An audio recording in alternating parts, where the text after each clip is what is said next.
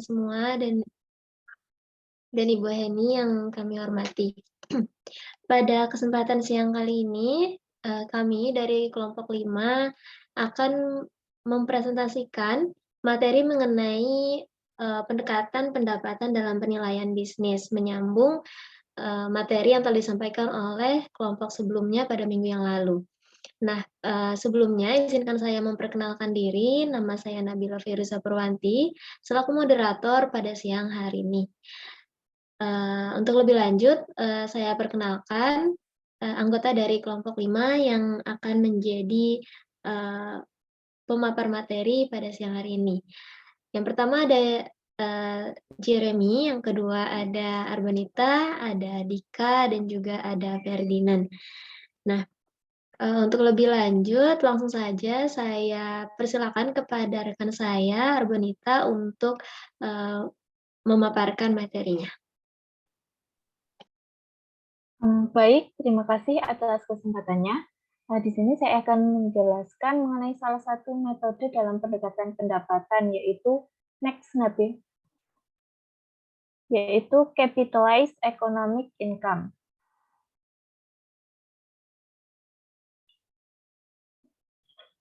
Mohon maaf, Nabi, slide-nya belum berubah. Sebentar, maaf, mungkin agak macet. Sekarang yang di layar apa ya? Iya, benar-benar. Ini?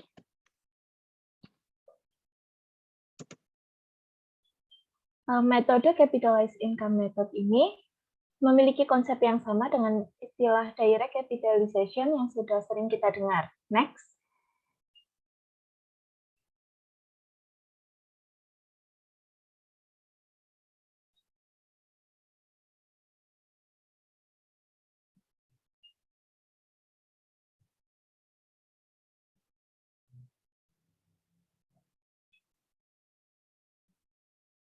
Menurut penjelasan di dalam buku Valuing a Business edisi kelima, metode Capitalized Economic Income berarti penerapan satu pembagi atau perkalian untuk satu ukuran pendapatan ekonomi.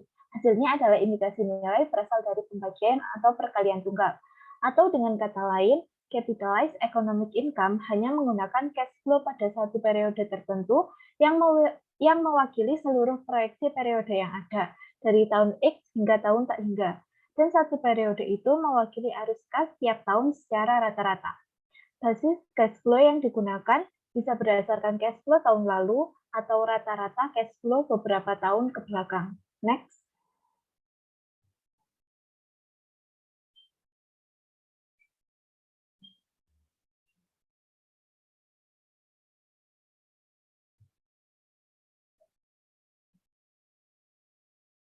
Next, Nabi. Di aku udah berubah sih ini. Atau mungkin dialihkan aja kali ya screen-nya, sorry kayaknya agak macet.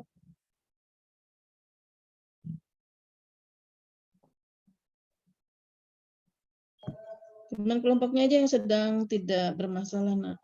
Dibantu. Baik, Bu.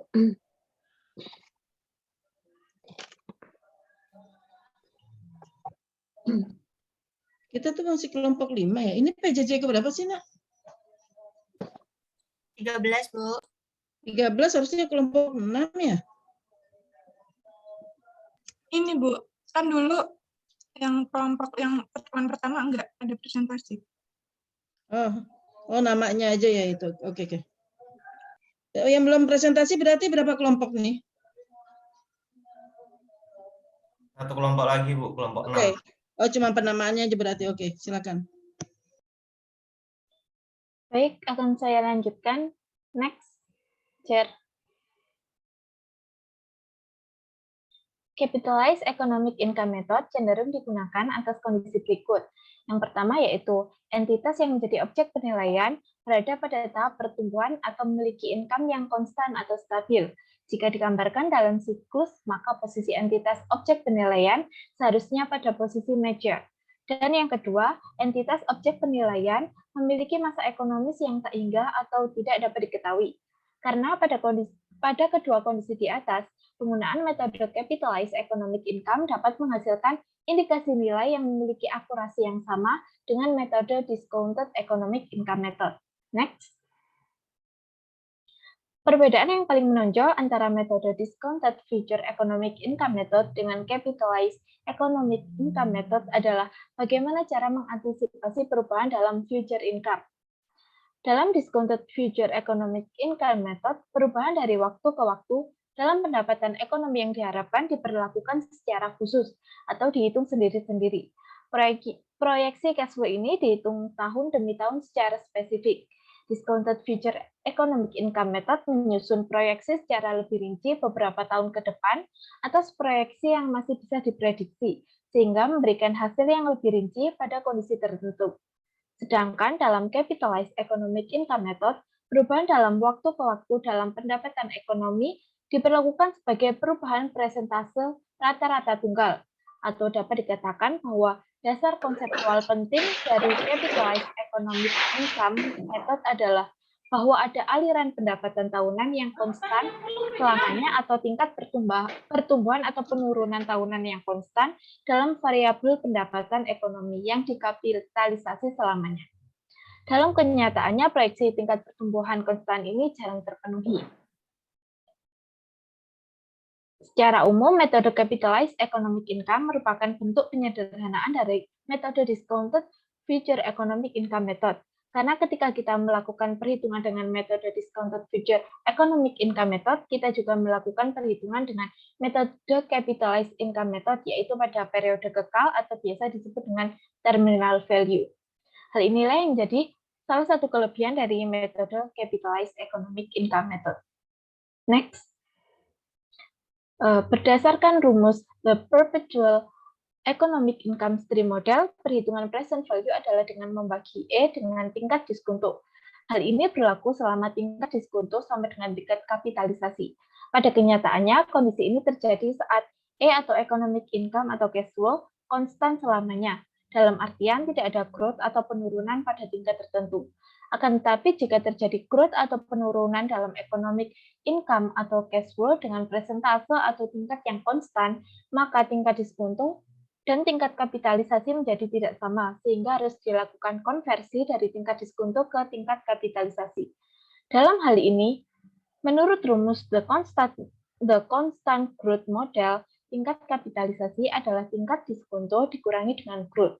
Sehingga dihasilkan rumus secara umum yang kita ketahui bahwa dalam capitalized economic income method dapat dihitung dengan rumus present value sama dengan economic income atau cash flow dibagi dengan tingkat kapitalisasi seperti yang ditunjukkan pada kotak di sebelah kanan. Konversi dari tingkat diskonto ke tingkat kapitalisasi juga ditunjukkan dengan rumus the Gordon growth model yang menyatakan bahwa tingkat kapitalisasi sama dengan tingkat diskonto dikurangi growth. Sehingga dari penjelasan di atas, dapat diketahui bahwa capitalized economic income method dihitung dari economic income atau cash flow yang dikapitalisasi dengan suatu tingkat diskonto tertentu. Next. Untuk model ekuitas, maka menggunakan free cash flow to equity dibagi dengan cost of capital sebagai tingkat diskontonya, lalu dikurangi dengan growth. Sedangkan untuk model invested capital menggunakan free cash flow to firm atau free cash flow to invested capital dibagi dengan WACC sebagai tingkat diskonto, lalu dikurangi dengan growth. Penjelasan selanjutnya akan dilanjutkan oleh Dika. Baik, terima kasih atas kesempatannya. Saya di sini akan melanjutkan penjelasan dari kelompok 5. Jadi apa itu metode discounted cash flow? Yang pertama-tama kita harus mengetahui apa itu discounting. Secara umum, discounting adalah konversi nilai masa depan atau future value menjadi nilai sekarang atau present value. Maka discounted cash flow adalah nilai ekuiti perusahaan yang disajikan berdasarkan present value forecasting cash flow untuk beberapa tahun ke depan, yang kemudian didiskontokan berdasarkan nilai estimasi dari cost of equity. Jadi pada intinya discounted cash flow ini adalah menghitung nilai perusahaan berdasarkan perkiraan free cash flow di masa depan yang diubah menjadi nilai masa sekarang dengan discount rate. Next.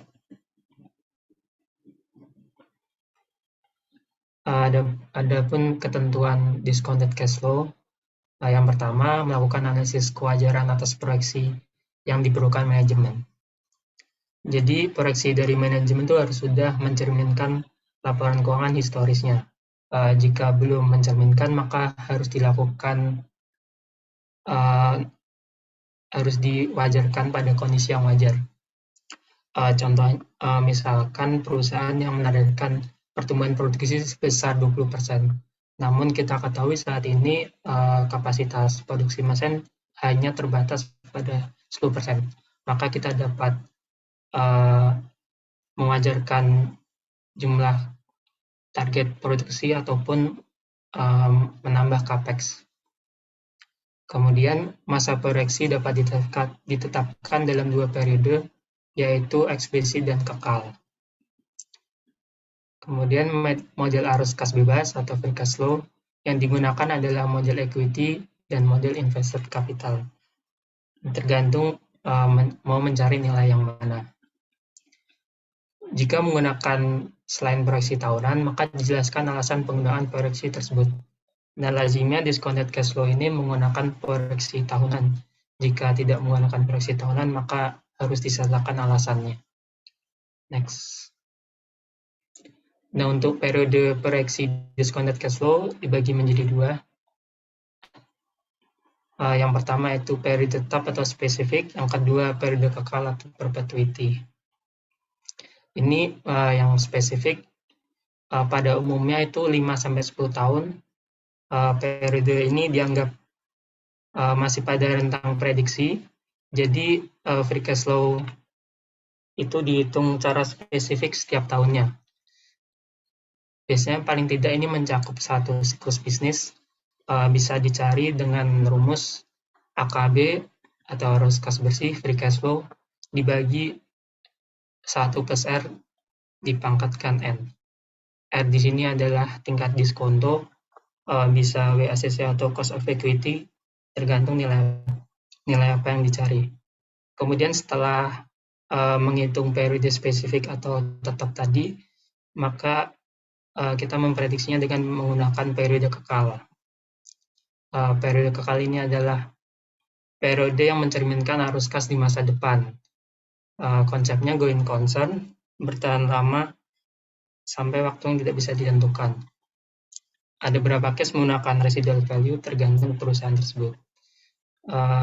Bisa dicari dengan rumus AKB dikali 1 plus G dibagi R min G. G di sini ada growth yang ditemukan oleh perusahaan atau proyeksi. R di sini adalah tingkat diskonto, bisa WACC atau cost of equity. Next. Nah, bisa kita lihat pada kotak berwarna kuning, itu tahun pertama, kedua, dan ketiga itu merupakan periode tetap atau spesifik. Jadi free cash flow pada kotak kuning tersebut dihitung secara detail dan kemudian di present value-kan di masa sekarang. Kemudian pada kotak merah, itu merupakan periode kekal pada tahun 4, 5, dan selanjutnya tersebut. Itu pada saat perusahaan sudah stabil. Nah, kemudian seluruh arus kas pada periode kekal diwakili oleh arus kas bersih di kotak biru. Dan kemudian di present value-kan di masa sekarang. Kemudian semua hasil present value dijumlahkan dengan nilai pasar aset non operasi yang pada akhirnya menghasilkan nilai ekuitas. Next. Nah, ada pun beberapa tingkatan proyeksi. Yang pertama yaitu proyeksi free cash flow. Jadi yang diproyeksi itu hanya free cash flow-nya saja. Biasanya digunakan untuk belajar karena sederhana dan mudah dipahami. Yang kedua yaitu proyeksi laporan keuangan. Ini lazimnya digunakan, jadi setiap unsur seperti laporan laba rugi, neraca, dan arus kas diproyeksikan selama masa proyeksi. Ini lebih detail daripada tingkatan pertama. Kemudian yang ketiga, faktor produksi. Biasanya digunakan oleh penilaian yang sudah expert karena beda industri, beda juga faktor produksinya. Next. Kemudian ketentuan proyeksi. Yang pertama, menganalisis laporan keuangan historis, kemudian melakukan penyesuaian dan normalisasi atas laporan keuangan historis, dan kemudian melakukan proyeksi pertumbuhan yang telah mempertimbangkan pertumbuhan pendapatan ekonomis dan kepentingan bisnis yang dinilai. Kemudian periode proyeksi tersebut minimal 5 tahun atau disesuaikan dengan sisa umur fasilitas produksi utama, dan juga dapat menggunakan nilai akhir atau terminal value. Next. Untuk tingkat diskonto ini dibagi menjadi dua. Tingkat diskonto digunakan tergantung objek penilaiannya. Untuk menilai entitas bisnis, maka kita gunakan free cash flow term untuk arus kasnya, kemudian menggunakan tingkat diskonto WACC. Untuk mencari nilai ekuitas, kita gunakan free cash flow to equity untuk free cash flow-nya, dan tingkat diskontonya menggunakan cost of equity. Next.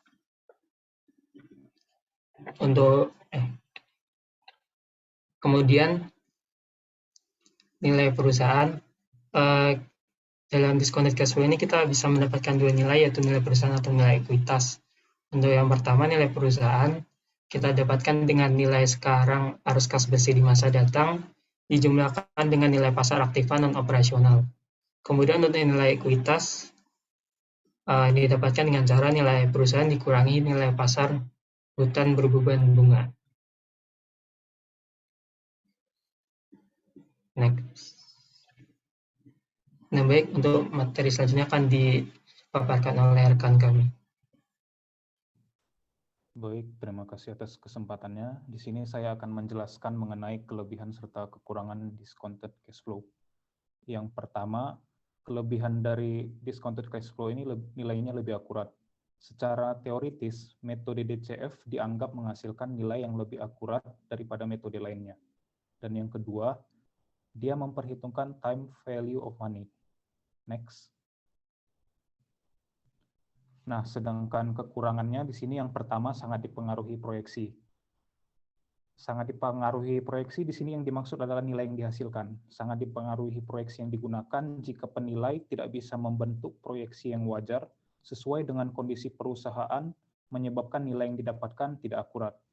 Yang kedua, sulit menentukan discount rate. Contohnya mencari beta, ada yang dari Pevindo, Damodaran, Bloomberg, karena beda beta yang digunakan akan menghasilkan tingkat discount rate yang berbeda, sehingga bobot WACC dan COE tergantung dari data sumber tadi. Dan yang ketiga, relatif lebih sulit digunakan dibandingkan dengan metode yang lain, karena butuh banyak ketelitian dan extra effort. Next. Nah, selanjutnya saya akan menjelaskan mengenai perhitungan metode kapitalisasi dan metode diskonto. Next. Jadi dengan asumsi-asumsi yang sama, metode DCF dan metode kapitalisasi atas arus kas bersih akan menghasilkan indikasi nilai yang sama. Misalnya diketahui proyeksi arus kas untuk ekuitas tahun 1 adalah $8 juta, tingkat pertumbuhannya 5%, dan tingkat diskontonya 25%. Next. Nah, kalau dengan menggunakan metode kapitalisasi, perhitungannya itu diketahui arus kas normalnya $8 juta. Lalu tingkat kapitalisasinya itu 20% didapat dari pengurangan tingkat diskonto dengan tingkat pertumbuhan. Nilai indikasi ekuitasnya itu arus kas normalnya dibagi dengan tingkat kapitalisasi, didapatkan hasil $40 juta. Next. Nah, kalau perhitungan dengan metode diskonto, jadi nilai indikasi ekuitasnya itu di perhitungan yang pertama ini proyeksi arus kasnya dibagi dengan 1 ditambah tingkat diskontonya, lalu di perhitungan selanjutnya ditambahkan dengan proyeksi arus kas yang dikali dengan 1 ditambah tingkat pertumbuhannya, lalu dibagi dengan 1 ditambah tingkat diskontonya dipangkatkan 2. Selanjutnya begitu juga proyeksi arus kasnya dikali 1 ditambah tingkat pertumbuhannya, lalu dipangkatkan 3, di bawahnya dibagi dengan 1 ditambah tingkat diskonto dipangkatkan 3. Dan yang terakhir ditambahkan dengan 8.820.000 hasil perhitungan sebelumnya dikali dengan 1 ditambah tingkat pertumbuhan dibagi dengan tingkat diskonto dikurangi tingkat pertumbuhan dibagi dengan 1 ditambah tingkat diskonto dipangkatkan 3. Didapatkan hasil 6.400.000 ditambah 5.376.000 ditambah 4.515.800 ditambah 23.703.200 dan hasilnya 40 juta. Jadi hasilnya sama dengan asumsi yang sama. Untuk pembahasan soal akan dijelaskan oleh Jeremy.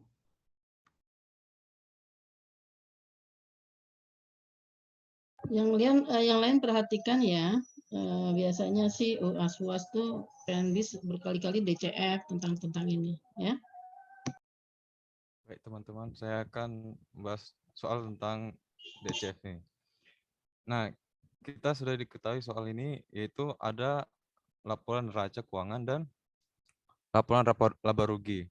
Keterangannya itu adalah capital expenditure tahun 2019 adalah 500 juta per tahun, yang ini 500.000 dalam ribuan, dengan growth rate itu sebesar 5%, dan market value long term debt sama dengan book value long term debt, dan cost of... Tulisannya gedein dikit tuh kanan bawah, geser.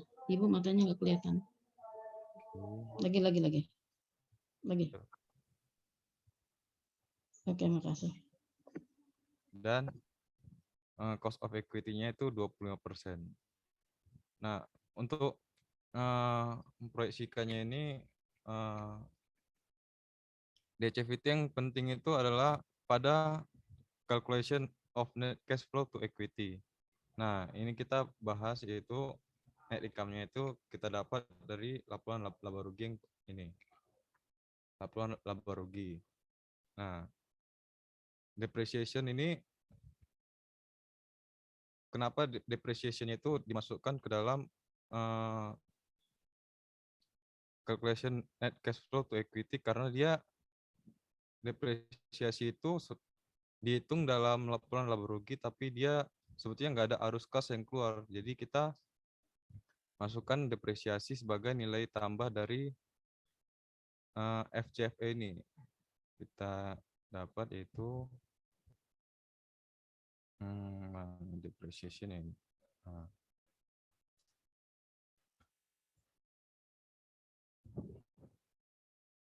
Nah, pertama itu kita harus kita proyeksikan dari laporan laba rugi ini sebelum kita mengkalkulasi net cash flow of equity ini untuk mencari FCFE ini. Kita dapat sales di tahun pertama itu 1.800.000 atau 1.800.000, 1.800.000 juta dalam ribuan itu ya. Nah, kita dapat keterangan yaitu growth rate-nya itu 5%. Jadi di tahun 2020 dan 2021 itu kita mendapat sales-nya itu jadi nambah 5%. Jadi kita kalikannya itu kita dapat 1.890.000 dan begitu pula 2021.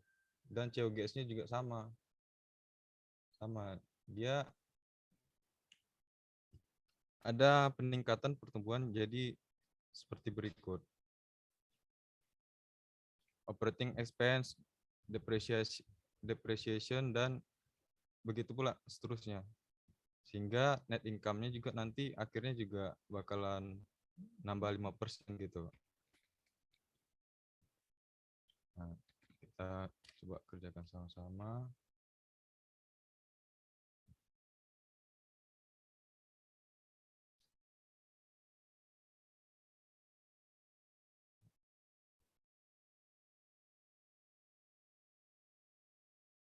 Dengan interest 10% dari nilai debt-nya ini, dari long term debt ya. 10%. Nah, ini kan nanti long term debt-nya juga bakalan nambah 10% juga, 5% juga tiap tahunnya itu ya. Jadi ya ini sama aja sih, kita harus dikalikan ditambahkan 5% dari sebelumnya gitu.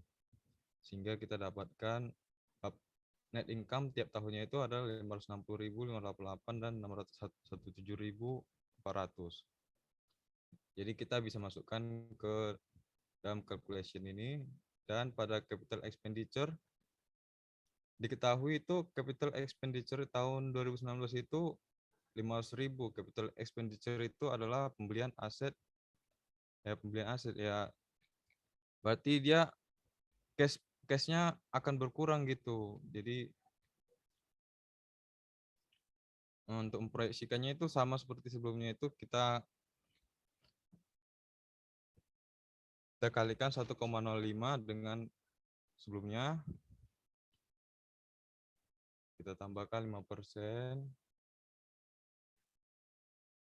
Nah, increase in net working capital.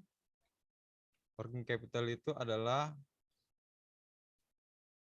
kan kita ketahui current liabilities, selisih dari current liabilities dan current asset ya. Sehingga kita bisa dapatkan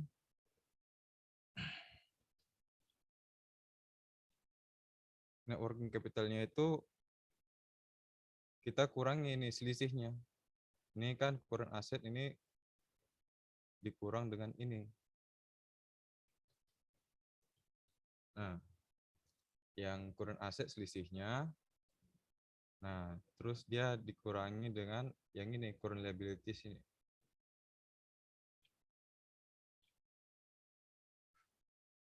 Kenapa net working capital ini adalah bisa di minus? Karena kita lihat dari ini laporan neraca ini, kita lihat current asetnya bertambah, current liabilities-nya hanya bertambah 30.000. Ini hanya nambah 30.000 dan ini hanya bertambah 90.000. Nah, pastinya kemana itu apanya itu 60.000-nya gitu. Jadi kita masukkan ke dalam ini increase in net working capital 60.000 ke sini. Begitu. Nah, long term debt-nya juga long term debt-nya itu ini pengurangan dari ini ke ini dia. Nah, untuk menyelesaikan ini kita harus kita menyelesaikan di bagian yang saya tandai ini, yaitu current liabilities dan long term debt dan current asset-nya ini. Nah, ini kan kita ketahui dia growth-nya 5%. Jadi kita bisa proyeksikannya 5%, nambahkan 5% juga. Jadi 1,05 dikalikan dengan sebelumnya gitu.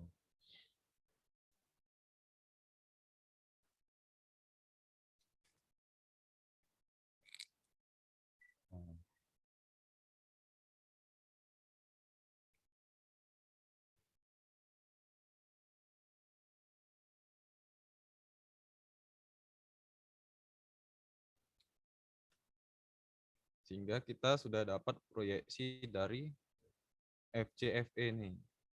Nah, untuk mengestimasi nilai dengan ekuitas, kita kan sudah dapat cost of equity-nya itu 25%. Jadi kita masukin ini, pertama FCFE-nya itu kita ambil dari net cash flow to equity dari tahun berjalan itu. Nah, kita kalikan dengan 1.000. Yang ini kita kalikan dengan 1.000 karena tadi kan nilainya dalam ribuan. Jadi kita kalikan dengan 1.000 semua. Dan terminal value-nya ini kita dapatkan dari rumus ini. Yaitu arus kas bersih tahun ketiga. Tahun ketiga ditambah dengan 1 plus G, 1 tambah 0,05 dibagi dengan cost of equity dikurangi dengan growth. Jadi kita dapatkan hasilnya 723.515.000 sekian. Nah, untuk diskon factor ini kita bisa bagikan, ini kan 1 plus cost of equity pangkat tahun berjalan, yaitu 1, kan ini kan dalam pembagian, jadi kita bisa masukkan 1 per nggak usah, itu kita jadi pangkat minus saja. Jadi 1 tambah 25% dipangkatkan dengan minus atas ini. Apalagi minus atas ini. Jadi kita dapatkan untuk, nah, untuk diskon factor pada terminal value ini kita menggunakan di tahun ketiga, yaitu 0,512, sehingga NPV yang didapatkan untuk nambah nilai ekuitasnya itu adalah seperti berikut, dengan nilai ekuitas dari PT AA ini adalah 625 juta rupiah gitu. Kenapa dia lebih rendah dari current asetnya? Karena dia long term debt-nya ini terlalu besar gitu. Jadi kalau misalnya kita hitung dengan cost of capital juga bakalan sama juga hasilnya seperti ini, yaitu kita hitung cost nilai perusahaan dikurangi dengan total debt, kita akan mendapatkan nilai ekuitas dari PT AA ini adalah 625 juta. Seperti itu. Oke, selanjutnya akan bantu dia moderator. Baik, terima kasih kepada rekan-rekan kelompok 5 yang sudah menyampaikan materi dan juga membahas salah satu contoh soal pada materi pendekatan pendapatan ini. Sebelumnya Bu Heni, apakah ini dibuka sesi tanya jawab, Bu? Terima kasih. Nanti dulu Ibu masuk dulu ya. Baik, kalau begitu saya akhiri presentasi kami pada siang hari ini dan saya serahkan kembali kepada Bu Heni. Terima kasih. Terima kasih grupnya Nabila, Jeremy, dan teman-temannya. Luar biasa bagus ya. Nanti kalau punya Excel dibagi ke temannya yang lain. Karena kebanyakan beberapa kelas itu, beberapa kali PNBIS saya perhatikan UAS-UASnya kaitan tentang DCF, gitu-gitu aja. Ya. Materi mata kuliah itunya dibaca lagi, sambil Ibu review lagi materi pertemuan 12 ya, yang tadi udah sebagian sudah dijelaskan bagus oleh kelompok sebelumnya ya. Karena ada beberapa yang pakai pret, nanti ada satu hal yang saya akan beri informasi ke kalian. Oke, ini kan kemarin udah ya. Kemarin kita sampai mana sih? Ini udah semua ya?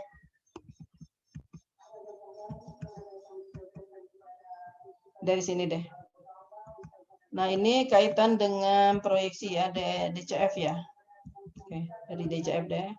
Nah, ini untuk arus kas bersih, ya tadi temannya sudah menjelaskan. Ya, untuk kita menilai untuk apa sih? Kalau menilai kapital ya, berarti kita menghitungnya dengan salah satunya ya, antara lain dengan free cash flow to capital atau firm. Nah, ini lebih laba bersihnya apa? Non cash expense tadi ditambah ya, capital expenditure dikurang. Kalau bisa dikurang, bisa ditambah. Tinggal dilihat kondisinya. Ibu tanya, kalau dia kondisi minus itu berarti menambah atau mengurangi cash flow? Tadi temannya udah jelasin loh. Kalau capital expenditure-nya berkurang, cash flow-nya bertambah atau berkurang? Bertambah. Bertambah, Bu. Tambah. Karena ada apa? Karena nggak beli, Bu. Beli apa nggak beli? Aset. Ada penghematan, Bu. Kurang nggak beli. Karena ada uang masuk. Oh iya, oke. Sebaliknya dengan kalau capital expenditure-nya positif ya. Ya, bisa jadi kalau positif berarti cash flow-nya apa? Kurang. Kurang, Bu. Negatif, Bu. Negatif. Kenapa dia negatif? Ada pembelian. Ya, pembelian apa penjualan?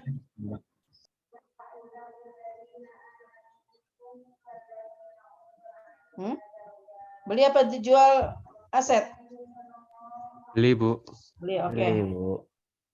Oke ya, berarti udah aman nih. Perubahan atas modal kerja dikurang plus minus bisa plus bisa minus ya. Perubahan atas modal kerja bersih ya. Aset lancar dikurang hutang lancar. Plus biaya beban bunga net of tax ya sama dengan beban bunga kali 1 min tax atau net cash flow untuk firm atau capital itu FCF ya. Kemudian untuk selain capital kan juga kita bisa juga menilai dari equity-nya. Ya sama, cuma bedanya nah ini kan sama ya non cash expense, capital expenditure, perubahan cash. Perbedaannya itu dia masalahnya di sini nih tuh, ya. Di sini beban bunga, di sini apa? Perubahan bersih utang. Ya, ini konsep teorinya tadi contohnya sama Jeremy sudah dikasih Excel-nya ya. Nah, ini intinya proyeksi keuangan itu menganalisa laporan keuangan historis. Ya, melakukan penyesuaian atas laporan keuangan historis. Nah, ini tadi proyeksi pertumbuhannya contohnya 5%. Artinya untuk menghitung pertumbuhan tentunya dari tahun sebelumnya itu dikali 1,05 atau 105%. Sama ya. Karena kebetulan pertumbuhannya diasumsikan di dalam soal atau di dalam kondisi fakta di lapangan nanti 5%. Ini adalah proyeksi harus telah mempertimbangkan pertumbuhan pendapatan ekonomis dan kepentingan bisnis yang dinilai. Ya. Menyajikan proyeksi setidaknya neraca laba rugi dan arus kas. Nah, ini untuk angka-angka di sini harus semua inline antara neraca, laba rugi, dan arus kas. Makanya tadi Jeremy ada beberapa kali dia bolak-balik ke antara neraca, laba rugi, dan arus kas. Nah, ini harus inline. Kalau sebenarnya sumber datanya sama, mau pakai metode apapun harusnya hasilnya sama, harusnya. Kalau nanti ada angkanya berbeda, bisa jadi sumbernya datanya salah atau cara ngitungnya tidak tepat atau ada hal yang kurang teliti. Ya. Nah, ini terminal value ya merupakan nilai going concern pada masa periode kekal atau nilai sisa setelah periode tetap khusus ya. Nilai akhir periode diperoleh dengan cara nilai sisa ya bila bisnisnya declining atau kapitalisasi pendapatan bila bisnisnya going concern. Nah, ini proyeksi aliran kasnya ya, review komprehensif kinerja masa lalu, return on invested capital, growth, profitability, review lingkungan usaha, kondisi makro seperti apa, kinerja sektor industri yang sama ya, persaingan, prospek, kembangkan asumsi dan skenario-nya ya. Tapi kalau membuat asumsi sama skenario jangan jauh-jauh dari fakta saat kalian menilai ya. Kemudian proyeksi pendapatannya tinjau ulang hasil proyeksi. Nah, ini review komprehensif kinerja masa lalu bisa lebih ke kecenderungan ke laba atau profit ya. Tingkat balikan invest capital. Kesinambungan, kemampuan dan pertumbuhan perusahaan dalam memberikan balikan atau membagikan cash flow. Nah, lihat pembandingnya di industri yang sama. Menguji berapa lama kinerja perusahaan saat ini dapat bertahan. Kondisinya baik atau sehat. Ya, atau perusahaan mampu nggak mendapatkan atau melaksanakan program pemulihan kinerja perusahaan jika kondisinya tidak sehat. Ya. Nah, yang seperti ini. Nah, ini asumsi anggapan tentang berbagai faktor yang akan mempengaruhi produksi. Ya. Tingkat pertumbuhan, tingkat bunga, tingkat nilai tukar falas. Ini skenarionya gambar tentang proses dan hasil proyeksi dengan seperangkat kondisi dan asumsi yang ditetapkan. Kinerja perusahaan sesuai kondisi makro dan tingkat persaingan ya menjadi juga bagian dari saat kita melakukan tinjauan ulang hasil proyeksi. Ya. Pertumbuhan pendapatan sesuai dengan industri yang sejenis dengan yang sedang kalian nilai. Bila perusahaan tumbuh lebih cepat, pesaing mana yang akan kehilangan pangsa pasar? Nah, ini kayak apa, produk-produk teknologi ya, luar biasa. Mampukah perusahaan mengelola tingkat pertumbuhan tersebut? Balikan kapital sesuai tingkat dan struktur persaingan dalam industri. Ya, mampukah perusahaan mengelola semua investasi yang direncanakan? Nah, ini untuk proyeksi, temannya juga tadi udah menjelaskan masalah spesifik sama kekal. Ya, perkiraan nilai perusahaan. Tolong dong ini yang sudah bisa, yang sudah expert, temannya di share ya, kalian belajar sekelas. Karena hasil kuis kemarin ada range-nya masih agak lebar knowledge kalian. Jadi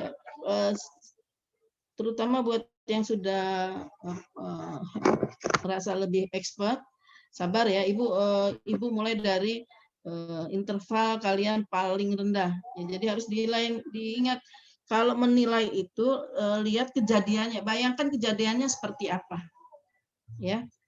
Karena ini nanti bisa mempengaruhi kalian nanti analisa kalian. Ya, beberapa di antara kalian kemarin saya lihat kuisnya masih ada yang bermasalah ya, untuk terutama saya ingat, sorry ya saya masuk ke kuis juga, saya ingat masih ada di antara kalian pada saat melakukan normalisasi bingung, ini ditambah apa dikurang, ini apa hasil, lihat aja kejadiannya nak, bayangkan gini nak, pada saat melakukan penyesuaian bayangkan kondisinya apa nih, misalkan ya ada pendapatan yang di luar rutin, oh berarti pada saat kalian menilai kalian mendapati ada yang tidak di pendapatannya tidak dari operasi si perusahaan tersebut, keluarkan. Kalau dikeluarkan berarti dikurangkan. Itu contoh salah satu. Terus kalau misalkan dia tidak ada di neracanya tulis depresiasi, kalian saat menilai, kalian hitung ada depresiasinya, berarti posisi normalisasinya itu nanti ditambah. Ya, ini ada beberapa yang penyesuaiannya saya lihat bingung antara dikurang ditambah, atau pada saat kalian menilai itu penilaian terakhir kalian yakin itu yang benar, masukkan di penyesuaian. Misalkan tanah itu kalau di sekitarnya ada apa namanya, ada perubahan harga, you harus mengikuti, sesuaikan hasilnya itu tidak ditambah sama yang ada di angka pada neraca sebelumnya, sebelum kalian sesuaikan jurnalnya, akunnya. Ya, ada yang pas penyesuaian tanah dijumlah sama angka yang sebelumnya. Jadi hal-hal yang seperti itu dasar pertama saat menilai akun-akunnya, kejadiannya seperti apa. Itu pada saat menyesuaikan nanti plus minusnya itu mempengaruhi. Karena ini nanti akan mempengaruhi nilai perusahaan itu sendiri seperti apa. Ya, ini kan kalau yang sedang kita pelajari ini proyeksi-proyeksi seperti ini adalah intinya sih sebenarnya pada saat orang ingin berinvestasi misalkan, kalian kan butuh penilaian misalkan. Berapa sih harga ke depan ditarik ke saat ini?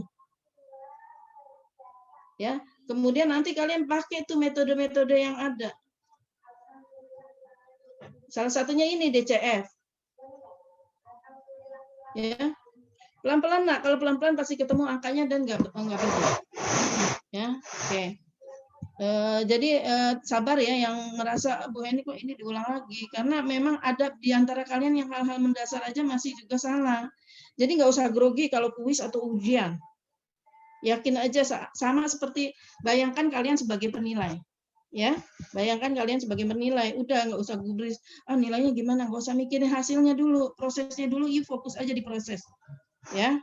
Oke, ini bagus ya tadi, luar biasa. Makanya kalau saya pikir kalian semua sama dengan pola berpikir atau pada saat presentasi memang benar-benar tahu, jadi sekelas sama gitu kondisi kelas berpikirnya, jadi saya pikir kalian diam itu berarti bisa, ya. Tetapi mohon maaf kalau Ibu kadang-kadang berulang lagi ke materi, karena Ibu menekankan hal-hal yang biasa keluar di gua, saya tekankan, saya ulang dulu biar kalian firm. Ya, karena ada beberapa yang secara Dibaca lagi nak materi-materi manajemen keuangan dibaca, kalau nggak tahu tanya sama temannya ya. Oke.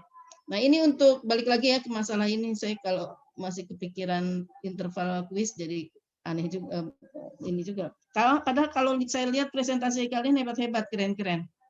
Ya, dipelajarin pelan-pelan walaupun itu bukan materi kelompok kalian. Ya, yang masih udah bingung banget manajemen keuangan. Ya, apalagi penilaian bisnis karena nanti bikin kesimpulan, ya. Oke nih, balik lagi ya. Perkiraan nilai perusahaannya dari mana?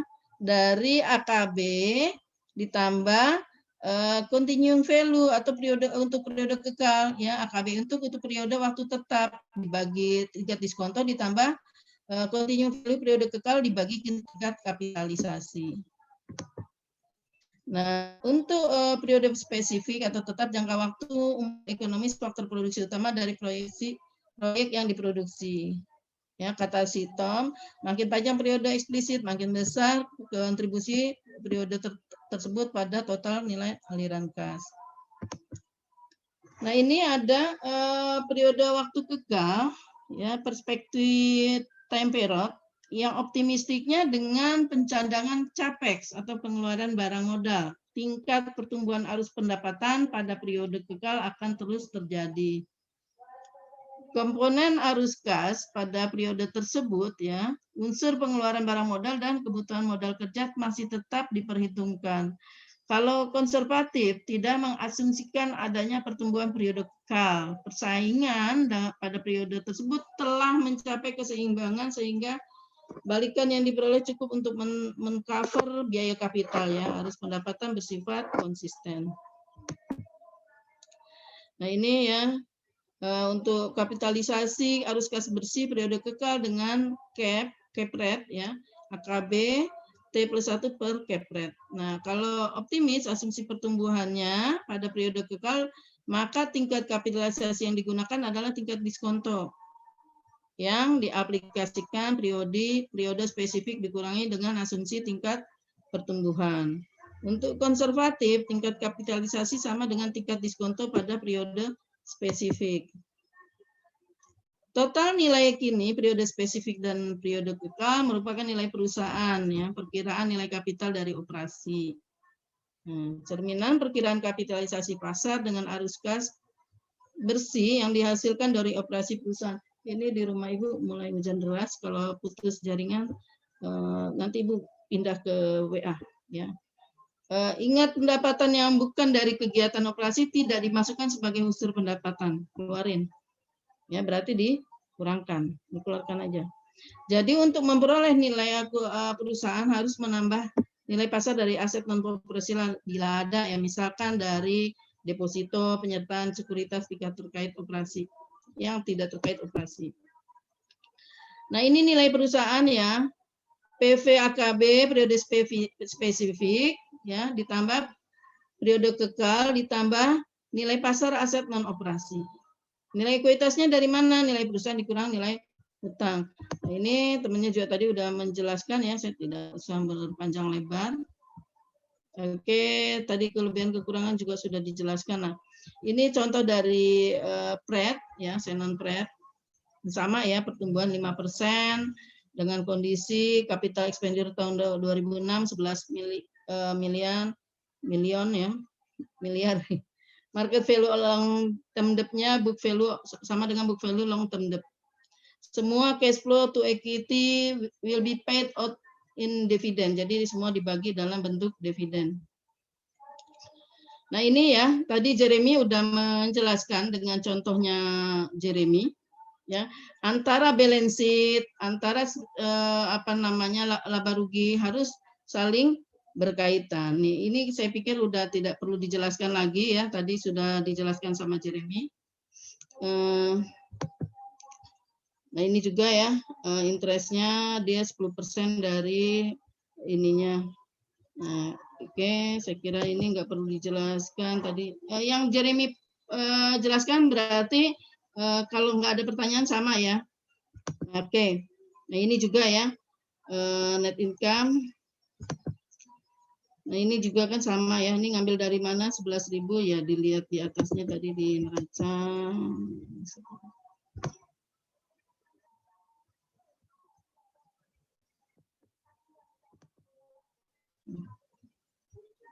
Rp101.000 ya, dikurang 90.000 dan seterusnya. Nah, ini sama dengan tekniknya Jeremy tadi ya. Oke. Net income ditambah depresiasi, dikurang kapital, dikurang increase, ditambah increase expense, jadi net cost plus invested capital. Ya, nilainya ini 84, 88, 20, 92, 61, dihitung aja ya. Nah, ini juga udah given ya. Ini dikali ya, kali kemudian ini dijumlah. Dapatlah diskon rate. Dibulatkan. Nah, ini untuk menghitung cost of capital, kita harus tahu proporsinya. Kebetulan ini 400-400, sehingga 50%, 50%. Nanti tinggal dilihat ya, posisinya berapa angkanya. Nah, untuk cost of capitalnya berapa? Dapatnya dari mana nih 0,06%? Tadi cost of debt dikali 1 minus income tax rate. Ya, jadi 0,6%. Dihitung terus dapatlah WACC. Ini kan waktu menghitung earning juga sudah saya ajarkan ya, WACC. Ya, oke. Terus ada juga untuk mengestimasi dari value of equity ya. Nah, ini diambil tadi 8 juta sampai ininya juga disesuaikan. Tadi si Jeremy juga sudah sampai menghitung terminal value sama ya. Nah, ini artinya sama nak metodenya, mau pakai invested capital kah, mau pakai apa, estimasi angkanya sama nih, 40 juta sepanjang data yang diambil sama. Ya, data dari neraca yang sama, cut off-nya sama. Karena di unit kerja di perusahaan kadang-kadang laporan keuangan, Bu, ini laporan keuangan kok beda-beda, lihat cut off-nya nak. Ya, kadang-kadang dia judulnya sama nih, PT ABC. Tanggalnya itu nah dilihat nah tanggal cut off dia bikin, apalagi sekarang modelnya pakai digital. Mengeksplor datanya tinggal lihat tanggal datanya. Ini kalau angka yang diambil sama, hasilnya sama nak. Ya, 40. Terus untuk kapitalis economic income method juga sama nah, dilakukan analisa ya. Ini antara lain namanya ya, nama lainnya. Terus satu angka pendapatan tahunan dikonversi dengan satu tingkat kapitalisasi. Ya, capitalization rate, cap rate sama dengan R, tertentu menjadi indikasi nilai fee dari investasi. Ya, kapitalis economic income method. Nah, ini cap rate adalah tingkat balikan perhatian ya, suatu angka yang mencerminkan pendapatan atau arus kas tahunan yang benar-benar mewakili kemampuan perusahaan dalam menghasilkan pendapatan. Ya, tingkat balikan. Penetapan tingkat kapitalisasi yang mampu mengakomodasi biaya oportunitas kapital dan ekuitas. Ya, ini penerapannya memang tidak populer. Kenapa? Karena jarang kondisi perusahaan itu dari tahun ke tahun tuh stabil, pasti dinamis lah kondisinya. Entah itu kinerjanya, entah itu banyak hal lah ya, banyak hal yang mempengaruhi sebuah kinerja perusahaan. Jadi jarang ada perusahaan itu stabil angkanya, makanya kurang populer. Ya, biasanya diaplikasikan di perusahaan kecil atau menengah, perusahaan yang mature dengan beberapa earnings history, perusahaan yang untung dengan tingkat laba yang relatif stabil. Kalau yang nomor 4 sebenarnya jarang ada sih. Kapitalis economic income method itu entitas yang menjadi proyek penilaian berada pada tahap pertumbuhan yang konstan, stabil. Ya. Penilaian memiliki masa ekonomis yang tak hingga atau tidak dapat diketahui. Makanya di terminal value-kan. Ya, biasanya di terminal value-kan. Tingkat kapitalisasi diperoleh dari diskonto yang dikurangi dengan growth ya, pendapatan yang sifatnya konstan ataupun nol yang tadi ya, 25% dikurang 5%. Contohnya si Jeremy tadi ya. Rate-nya juga seperti itu. Nah, tingkat pertumbuhan harus mempertimbangkan kondisi perusahaan, industri dan ekonomi. Oke, ini saya tidak perlu bahas lagi. Nah, ini juga sama ya. Cuma yang pakai bukunya Pratt ini adalah karena ini ceritanya tentang discount economic income method and capitalization, ya, capitalized economic income method under constant growth rate scenario. Berarti ini bukan, kalau yang punya buku Pratt ya, ini isinya indicated value of business entity business, bukan ya, bukan business entity, indikasi nilai dari equity, karena kita lagi bicara tentang equity ya, ini datanya tentang menghitung equity ya, indikasi nilainya nilai equity nih ya, bukan business entity. Pak Pratt-nya lagi ngantuk. Ini bukunya Pratt, makanya tadi saya walaupun sudah dicontohkan sama Jeremy, saya ingatkan yang pakai bukunya Pratt ini adalah indikasi dari nilai equity. Ya, Pak Pratt-nya salah.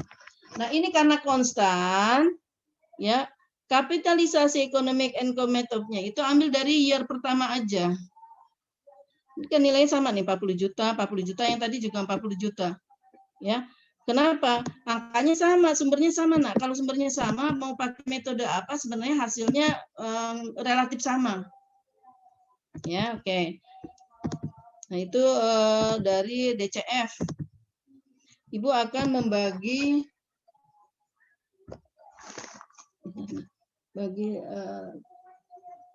tugas ya, PR.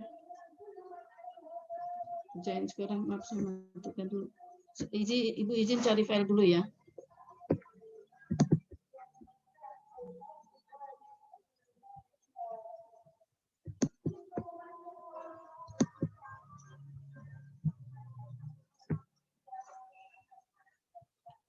Yang masih minimalis tolong baca lagi, buka-buka buku manajemen keuangannya, materi manajemen keuangan.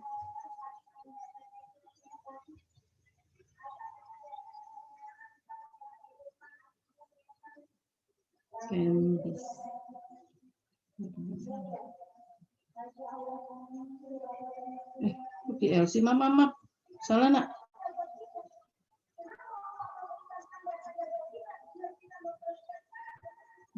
Yes. Filenya maaf ya. Ibu mau kirim file tugas. Sebentar ya.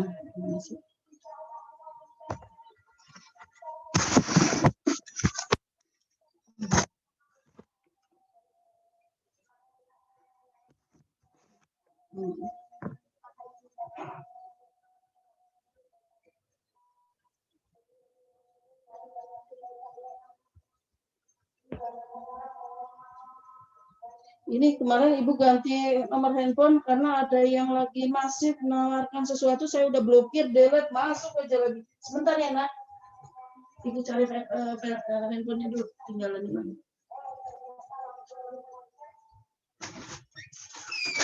Tapi handphone aku.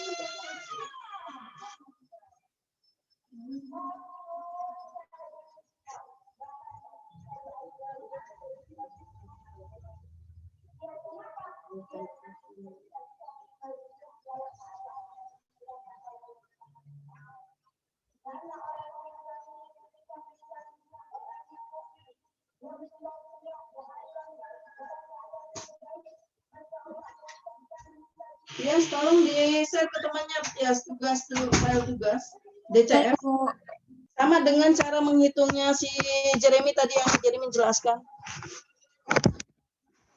Model-model uang spending seperti itu, nah kemungkinan keluar lagi itu DCF seperti itu.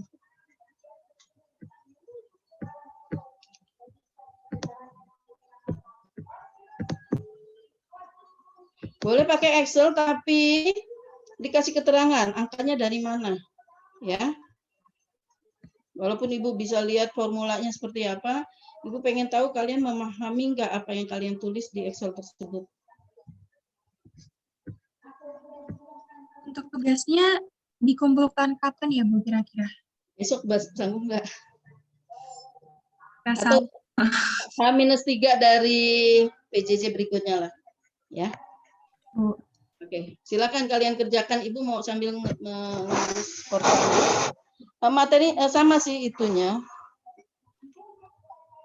Ibu sama kalau ada mau minta ini kunci jawaban dari kuis kemarin. Ya, enggak saya kasih kuncinya. Terus terang sebagian dari ATB Ibu kasih, nanti tolong dipotong di record ya. Baik. Saya keluarkan lagi di UAS. Ya. Lihat di ini aja PowerPoint-nya, ada kan PowerPoint Ibu. Ya, slide yang Ibu bagikan. Ibu model dosen yang malas sebenarnya ya. Kalau suruh bikin soal UAS, saya kopas saja PowerPoint, saya coding menjadi soal. Ya. Oke. Apakah ujian saya diterima atau tidak? Di garasi aja, garasi. Oke, it's okay. Kita harus memahami kondisi seperti ini ya. Oke, it's okay. Silakan dikerjakan, tapi izin Ibu tidak men-share jawaban kuis.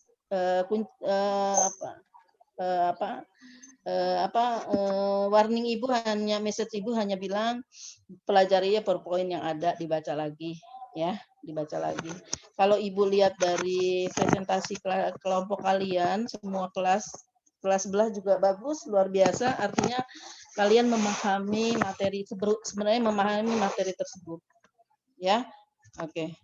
Jadi yang biasa jadi penumpang gelap sekarang insaf, belajar yang benar, ya, ikut sama temennya, jangan sekedar nempel nama. Nah, karena yang kalian presentasikan itu adalah materi-materi yang akan diuaskan. Makanya saya mengulang masalah DCF. Ya, karena ternyata Jeremy aja sudah punya dia Excel-nya, ya.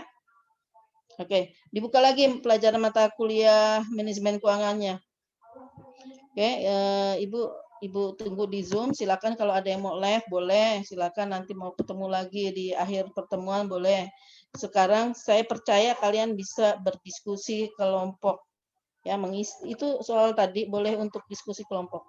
Kelompok kelas, ya maksudnya bukan per kelompok, per kelas ya. Oke, belajar bersama-sama, yang sharing, yang nulisnya bagus ya, nilainya IPK-nya 4, dibantu temannya. Ya kan enak kalau kita sekelas semua lulus semua. Ibu pingin semua mahasiswa Ibu lulus semua. Lulus sehat. Ya. Oke, belajar bareng Nak, ada untungnya belajar bareng. Sampai sekarang saya masih berhubungan sama teman-teman kuliah saya S1 dulu. Ya masih seusia kalian unyu-unyu, sekarang masih enak punya saudara, punya teman banyak enak, ya. Oke. Ibu nanti itu di Excel kan ya Bu dikumpulinnya? Di Excel dengan kasih rincian angkanya dari mana. Yes, oke. Oke ya. Bu, ini materinya untuk PPT-nya boleh di-share Bu yang dari mungkin pertemuan 8. Siap Bos. Ya. Oke. Semua saya kasih Nak, kecuali kunci jawaban UAS sama kunci jawaban kuis. Ya. Caranya ada di slide saya. Besok tuh saya nggak tahu open book apa close book. Saya sih kalau tahu kemungkinan sih close book. Karena ada PG teori kan nggak mungkin open book. Ya, Ibu tunggu ya di Zoom ya, yang mau live silakan. Tapi kalau Ibu minta tolong foto lagi ulang, masuk lagi ya. Ibu mau urus portal kalian dulu. Ya Bu, untuk screenshot-nya mungkin bisa diambil di grup Bu, udah ada. Ya, sebentar Nak.